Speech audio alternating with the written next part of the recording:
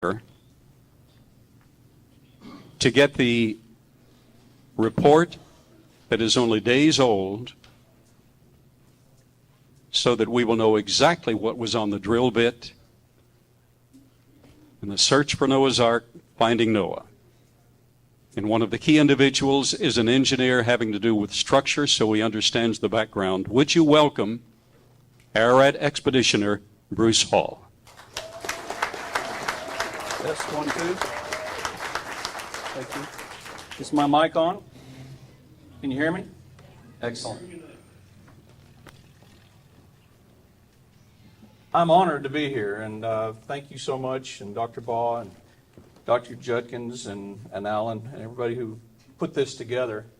I want to talk a little bit about myself.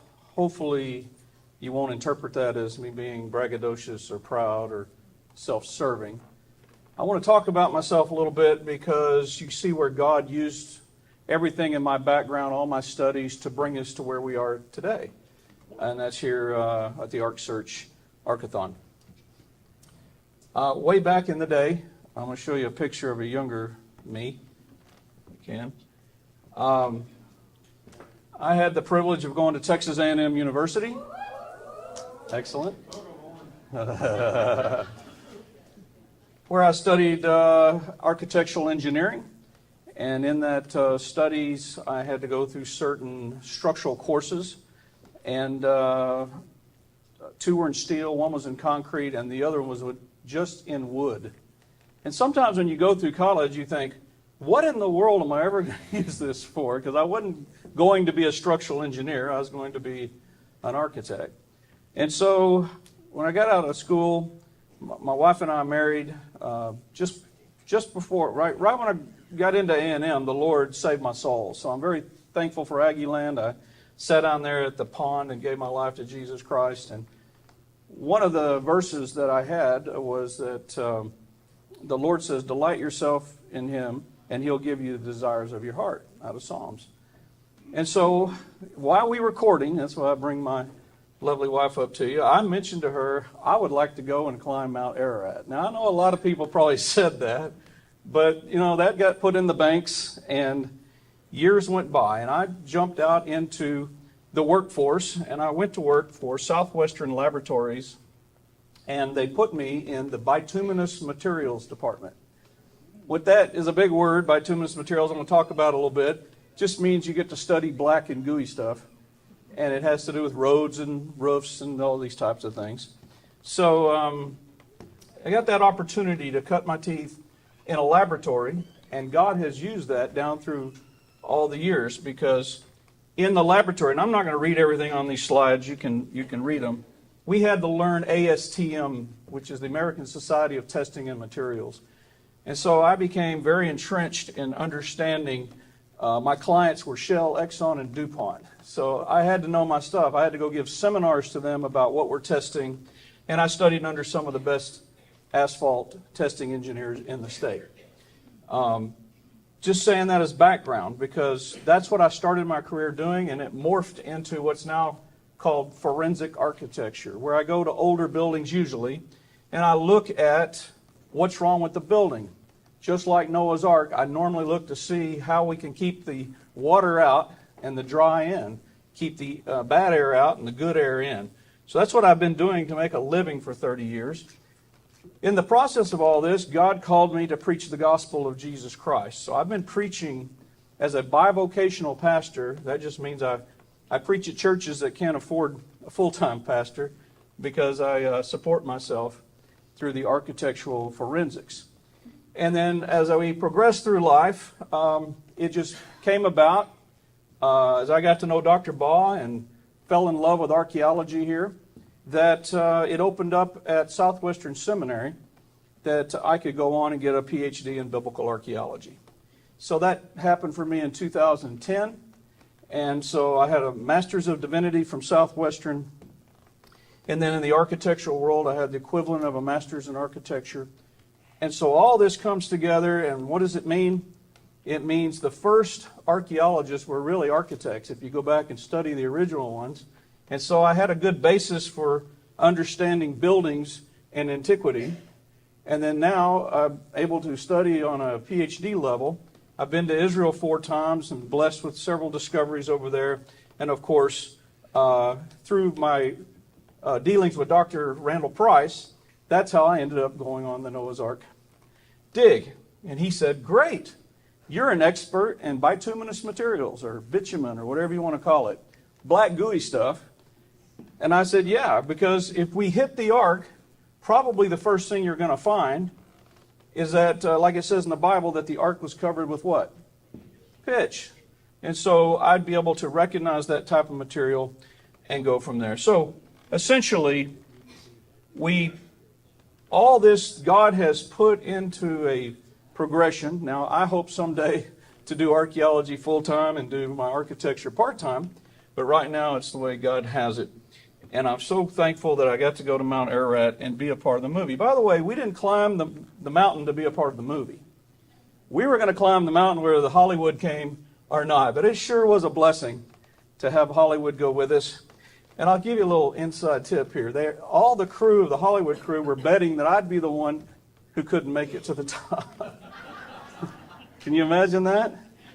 They said, Bruce, he ain't going to make it. Now, I was 50 pounds lighter. I had to get with an Army Ranger kind of guy. And for 6 months, when I started, February of 2013, I weighed about what I do now, which is about 250. And by the time I set foot on Mount Ararat, I was under 200 pounds. And when I got down from Mount Ararat, I was about 180. That's what I played high school football at. So I got back to my high school weight, and you're going, well, what happened? Don't ask. I like to eat, you know, like Bluebell and all those. Okay.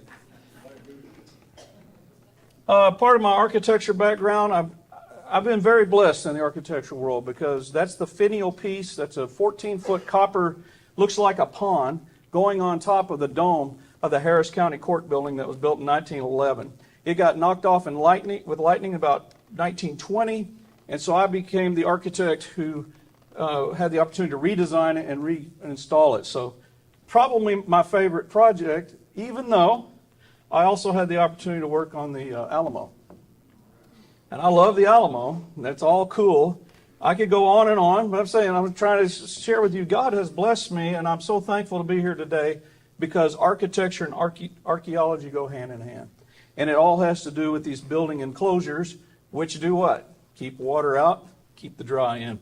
So I've been in that business. I saw a program the other day, I just threw this in here because they think they found the seventh wonder of the world, which is the Hanging Gardens of Babylon. Well, I can't wait to hopefully get involved in that project too someday, because if they do, they had to use some type of waterproofing. That's what I do is design garden roofs. They have to use waterproofing to keep the water out, so it should still be there. By the way, this black gooey stuff rarely goes away. You know what I'm saying? It's already in the ground in some form or fashion usually. And that first slide I showed you, it was all natural stuff. In fact, there's one down near south of Junction, Texas. There's a natural tar pit that we get a certain type of bituminous material straight from the ground. It wasn't until 1929 and like 1937 did we actually start refining them into the really wonderful products that we have today. And then in the 50s and 60s, we added plastics and polymers. And that's what makes it so complicated and what makes me a registered building envelope consultant. That's the fancy way of saying forensic architect. So anyway, here we are. Let's get to the mountain and to the stuff. So here we go over to Turkey. I know of Aaron, but I don't know him real well. And my wife's telling me, Aaron's going to be there. Well, I did 5 weeks of hard labor of archaeology in Israel, and then my wife and I went on a little excursion of Israel, and then I flew to Istanbul, Ankara, and then Kars. Kars is not real close to Dağabazit, as y'all have heard. Dağabazit is kind of the main town to make your way up the mountain. But I flew in all by myself. And I didn't have a cell phone. I didn't speak Turkey. And I get all the way to my destination. I'm waiting for my crew who's supposed to pick me up, and they don't show up. So I'm in a little town, little tiny airport. They're rolling up the sidewalks. I don't speak the language. I run back inside, grab a lady and say, help me. She gets me somebody who speaks English. that was my introduction to Turkey. Then I'm going with a general who doesn't speak English, taking me to the mountain. I had him stop on the side of the road because that's the first time I got a good look at the mountain. And I'm telling you, it's scary. It's daunting. It really just comes right up out of the plain. And if you ever seen Pikes Peak, Pikes Peak's tiny compared to this thing. Pikes Peak. In fact, the lesser Ararat's about the size of Pikes Peak. I'm trying to see what I put on these slides. Okay, a lot more stuff about archaeology and where bituminous materials, and I'm not going to bore you with that. If you can read and listen at the same time, I know most of you are that talented, just go for it. But I want to point out to you the Noah's Pitch. I had someone come up to me after we had the premiere of the movie, and they said, well, it couldn't be asphalt because that's made from dinosaurs. And I said, okay. Well, I want everybody to know there were tar pits near the Dead Sea. Everybody know that? You know, the 4 and 5 kings fought, and some fell into the tar pits. So we can't say that a tar is some, later version or something. It's readily available, but we don't know what the pitch of Noah is. We all think it's either some type of tree sap, which, by the way, is a bituminous material. I had another scientist trying to tell me it's not. I said, hey, wait a minute. I spent years in a bituminous material lab. Tree sap is a bituminous material along with asphalt and coal tar pitch and all those. But if I say resin, I say tar, I say those things, I'm speaking of them collectively. The Dead Sea. Anybody know what the Dead Sea used to be called? No, not the Salt Sea. The Asphalt Sea. Yeah. So there was a lot of asphalt in that area. It could have been what was pitched. It could have been a tree sap. We don't know. There's lots of things out there. It was covered earlier, but the one thing I'm thinking from my structural engineering background is how is the Ark put together? In fact, this morning is the first time I heard that Ed Davis said it was put together with metal. That was awesome. So somebody asked me, Bruce, Aaron and I were doing a program today, what are you looking for? I said, man, if I'm stepping into the Ark, I'm looking to see how it's connected together. And as you know, and we brought it out in Genesis 4:22, it says Tubal Cain worked with bronze and iron. That means that's chapter 4 is before 6, so we believe they had that technology.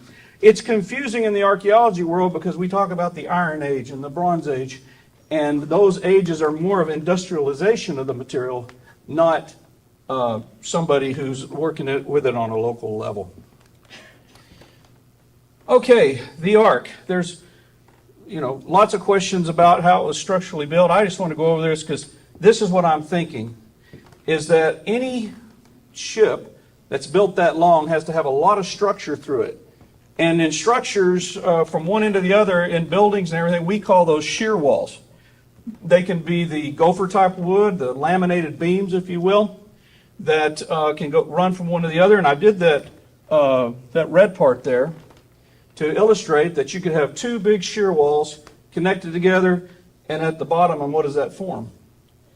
Forms like a box beam. If you looked up over your garage sometime, you see some 2x12s or something running across. If you got a 2-car garage, it's the same concept. It's called stiffness through geometry. It means you take wood and you pile it up high enough, and over a stretch, it will withstand the loads of bending. I put the Ark down here and drew in my own little waves because, when you're out on a tumultuous ocean, you can get these swells, and if the Ark had to go and span between one swell to another, it needs some resistance to bending, so it wouldn't bend like a noodle down with the waves. In fact, some people, I saw a documentary on the Edmund Fitzgerald that went down in the lakes up there. They think this is what happened one way or the other. Either the swells got so big that it cracked in two, or one swell came up so big that it cracked the other way. You have to have resistance to bending. So when I'm headed up there, that's what I'm thinking for. I took the Ed Davis sketch here, and I put that box beam over the end. Can you see the end where it could run from top to bottom? You see that? That's what I believe that we'd be looking for, and that's what Ed was showing in the Ark. It's a way of making it. It's really the old school idea of an ice tray. Do y'all still have ice trays? Or y'all use... Well, back in my day, we had these aluminum ice trays. My dad said, give me some ice. And so when you have the ice tray, you have two, I don't have a pointer or anything, but you can see you got two long members down, and then across would be your bulkheads, or some kind of, that you see up here. So it's the same concept, and then the tray itself would represent the hull. How the hull was put together, we don't know, but we know that this very old technology to have the mortise and tenon. I'll get to that in a minute. I just wanted to say in buildings that I look at, one of the things I look at is shear wall to see if the building's strong enough to handle wind loads and things like that. And they're usually right down a hallway. If you have a building with a hallway in it, typically the hallway is some type of shear wall or load-bearing wall. Here's the mortise and tenon. It's simply cutting into each board, slipping a piece of wood in there, and then doweling the wood in place. If people are saying, Bruce, what will you look for if you find that? That's the first thing I'm looking for. That's what the Jesus boat had in it. If you remember, the Jesus boat is the Galilean boat that's found on the Sea of Galilee back in 1985. I actually met Dr. Hall, who's over the Jesus Project, and he took me through an extensive look at that boat. We see that boat was buried in the mud for 2,000 years, and then we were able to excavate it out, and it's just wonderfully preserved. The question came up, how long could wood be preserved? Well, if it doesn't have deteriorating elements hitting it, it can stay a long time. People have asked me, how do you think the Ark could stay up on the mountain without the glaciers tearing it up? I said, well, that mountain looks like the top of your knuckles. And it's got all kinds of crevices and cracks, not just in the ice, but in the mountain itself. And it could easily fall down into one of those cracks and be wedged down in there, and the ice would just slip right over the top. So it's not beyond my thinking that every bit of the Ark has been crushed up and sent down the mountain. So, okay, let me get quickly, I'm not going to cover a lot of our climb, but let me tell you something. It was hard. I don't know how to tell you this. I played 5A high school football, did two-a-days, where that's back when the coaches would kick you and spit on you and everything, and that was hard. We all remember that. But this was extremely hard. This is, if it wasn't for our mountain guide, I don't think I would have made it.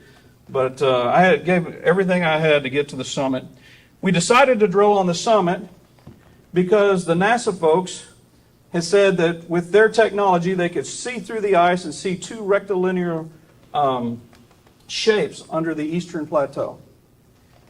Okay? That's why we went. That's why the Finding Noah movie was made, is because we had some scientific data. Then we went up there with Dr. Bryant, who had GPR that we could pull across the ice, more scientific data. So we're trying to hone in, and we honed into a small place, and we drilled about 40 holes in the ice cap with a hand auger. Okay, it's hard enough to climb up there, but then working like you're, any of y'all ever augured, it's not easy work. Because we had to do it 3-foot section by 3-foot section. Each hole took us about an hour and a half, and then we had to rest for about an hour and a half after you drilled a hole, because it was so difficult to do it. But we ended up drilling a bunch of holes. I was on the summit 13 days until I became ill, and it was recommended I get down the mountain. So I stayed as long. I intended to stay a month, but I made it 13 days. Here's the drilling setup that we have. That's me in the cowboy hat, representing the great state of Texas. Yeah, you bet. And then I got retired Colonel Bill Hughes and his son, missionary Will Hughes. We were the drill team. And I was going to do the kicking stuff, but as you can see, y'all don't want to see that. You want to hear about our drilling operation. I'll stick to the facts here then. Okay, so we went up and we drilled on kind of a grid. We're based on what we were getting. We had a satellite phone, and we had the guys from NASA telling us, look here, look here. They said, we see something under the ice cap that's not rock and it's not ice. Okay, and Dr. Randall Price knows these guys, and he says they've actually found some other things for him in Israel. So this is not bad data. This is good data. So that's why we risked life and limb to climb up there and drill, as we wanted to hit at least some bituminous material or cellulose, being wood. Imagine this picture being you looking under the ice, and you can see our team up here drilling, and I put all those little red lines. That's indicating the grid that we drilled on. And then I put Ed Davis's picture in here showing where an arc may be, and I put a yellow line in there to show you that he was illustrating, or I'm not sure if you drew this one or not, but illustrating where the rubble, the rocks on top, stopped, and then you could see the arc. Again, we don't know what we're drilling into. We're just drilling, okay? And in drilling, we drill to what we call refusal. So we start drilling down, and we start moving out the ice. It's pumping stuff up as you're drilling down, and we're constantly moving every way because we don't want anything in the ice. We want what we hit down at the bottom. So we carefully move everything away, and we start drilling. Well, in RB4, by the way, RB stands for Richard Bright. He's the director of our dig. In hole number 4, out comes a organic material. Let me just show you this is our notes. We have GPS. We're able to document every hole to GPS. So that's great technology. And if you'll look at RB4, I circled it. Can you all see that on the screen? RB4 has a 4, and then it has a 4 with a little mark. What that means is we drilled down, we hit something, we pulled it up, I take it into the tent, I go through my standard laboratory materials. The same test you saw in that picture of me when I was 24 years old is the same concept of test that I'm running in the tent on a makeshift laboratory on top of Mount Ararat. Is I'm taking a tin full of stuff and I'm putting it on an open flame just like a Bunsen burner, and I'm melting off the ice and I'm moving away the rocks that don't melt, but anything else that melts, that's very interesting. Why? Because bituminous materials is susceptible to heat. It starts to flow.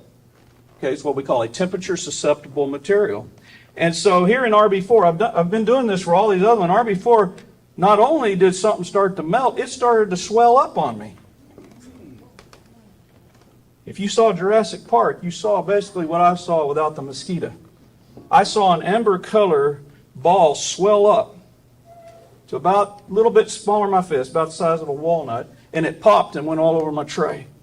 And I went, oh, I heated it too fast. You know, the guy's like, okay, Bruce, settle down. I said, my fault, my bad. You know, but I marked it on the tinfoil there. And it popped right where I said oil, and I put a mark, because that's what it looked like to me. It's some type of a really light crude oil of some sort. When I got back to the States, I put it under a microscope that I borrowed, put some different lights on it, and could see that it has the texture of a bituminous material, just like I would see in the lab back when I worked in the lab. So I knew we had something here. I knew it was black gooey stuff, but it also had a tinge of that, what I call amber color. So that was getting exciting. Now let's go back to the mountain. We go up on the mountain, we drill more. Oh, let me back up. We decided to drill harder into RB4. We get into RB4 and we start drilling harder, and boom, the bit breaks off or something down on the hole. So we pulled it all out and we said, well, you can't go back down in that hole. We have razor bits. We don't have diamond bits at this point. Diamond bits come later. So we had to move over a little bit and re-drill it, and we got nothing. So then we went to 5, 6, 7 was the mother lode. Now these are very small pieces, folks, that I'm talking about coming out of this hole. That I could see through my test. This one started to swell up too, like the RB4 one, but I shut the heat off and got it off of there in time that it would go back down. It started to swell up again. And it's this little flake on engineering paper, and we marked it as RB7. And as you know, the whole tent and everybody around us, we're all very excited because we got stuff coming out of the hole that is not ice and it's not rock. And the only thing up there on that mountain at 17,000 or almost 17,000 feet is rock and ice. So we got excited about this. Dr. John Bryant is a PhD in geology. He has 4 degrees from Texas A&M. They're all in geology. He gets excited. Now, he gets excited, I get excited. So in the movie, it shows that. So here we go. And he says, Bruce, this has fibers on the outside of it. It looks like a bituminous material holding fibers. He's saying all this cool stuff. And we're all excited about it because we think, we've hit the mother lode. So later, when I got back to the States, I took this sample, put it under a borrowed microscope. I really didn't want to give it over to anybody at this time because, I just wanted to keep it close to home. And sure enough, just like in the movie, when you'll see in the movie, they took it and put it under a microscope there in Daugavizit. And when you backlight it, it lights up like amber. It looks like tree sap or a very light oil. And that's exactly what we're looking for. You can also see the fibers on it. Now in the movie, they cut off one of the little pieces. And I say the sample came down the mountain before I did. Okay, because I wanted to stay up and look for more, and they wanted to get it under a microscope. So they took it to a local hospital, put it under a microscope, and then this is my trying to recreate what you see in the Finding Noah movie. This is one of the ones of the piece they cut off. You can see the horn on it. That's the kind of the indicator of this piece, and it's also RB7, but it's piece sliced off. You can see the fibers with the naked eye. Right there. You could see it when Dr. Bryan had it on the engineering paper. This is my favorite photo. Somehow or another, we were hitting it with different lights. This is from my borrowed microscope. And I'm telling you, to me, it lit up like, wow, that's like strands of cellulose. That's like, it looked like oriented strand board, if you know what OSB board's like. And I put it on a black surface so it really make it jump out, and you can see the brown in it. So, yeah, we were fired up. Can we say this is Noah's Ark? No. But what we were looking for is drilling up organic material. So I know I'm toggling you back and forth from USA to Turkey, but hang on with me, okay? Finally, we were able to raise some money and get the sample looked at through some professional laboratories, but we sent it through SEM. Scanning electron microscopy. Mark out in LA. What's his last name again? That's it. It's hard for me to say. Armitage. And he sends back these wonderful photographs. Can you see the horn on this one like I had on that one? So this is the same sample I sent him. This is all I sent him to take a look. I said, could be a piece of trash, could be something. We don't know what it is. Would you take a look? So he put it through several washings, which we believe if there were any bituminous materials, it would have washed out because he didn't have that. He just wanted to get a picture of the basic material.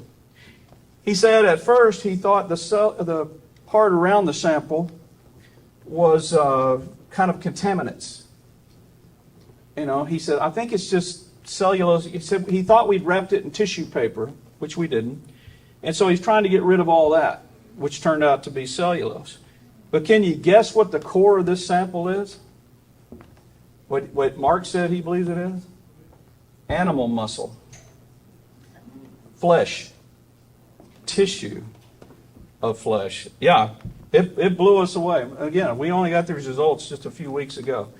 And so we're blown away that we pulled up a sample 60 feet in the ice, and the core of it is some type of, we believe, is animal flesh. And it's covered in little fibers of cellulose. This is Mark's slide. He put an arrow on there showing that it's not just mixed up cellulose like a Kleenex. It's actually cellulose with structure, and they call those latents, I believe, where you'd see the strand in maybe a piece of wood or something. But I don't want to give you the indication that Mark is saying this is wood. He's just reporting what he's seeing. He's reporting from his analytical view. So I don't want anybody to walk out of here and say, hey, in 2013 we pulled up a piece of Noah's Ark. We don't know that yet.